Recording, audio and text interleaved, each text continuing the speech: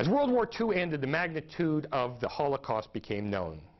This accelerated the demands for a resolution to the Palestinian question, the Palestinian problem, as the survivors of Hitler's final solution sought a haven in their own homeland.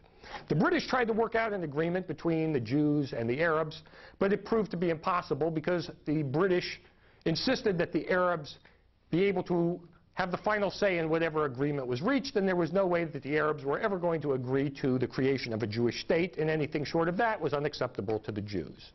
As a result, the British decided to turn the whole issue over to the United Nations in February 1947. The United Nations then established a committee to investigate the claims of the two parties, sent 11 delegates to the region, and they quickly found out what everyone already knew, which was that the Arabs demanded all of Palestine for themselves and were unwilling to accept anything less.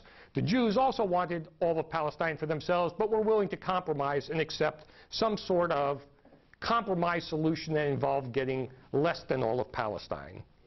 When the UN brought its report back to the full General Assembly, there were two proposals. One was a minority proposal to create a unitary Arab state with Jews and Arabs both living together, and the majority concluded that the only reasonable solution was to divide Palestine into two states, a Jewish state and an Arab state, and to make Jerusalem an international city.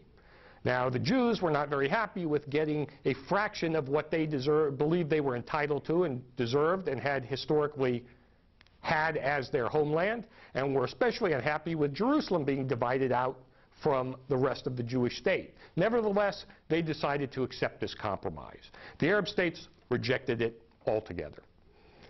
The United Nations General Assembly then took the majority proposal to create a Jewish state and an Arab state to the full body to vote to decide whether or not this was a reasonable solution, one that should be implemented, and on November 29th, 1947, by a vote of 33 to 13 with 10 abstentions, the United Nations voted to partition Palestine and create a Jewish state and an Arab state.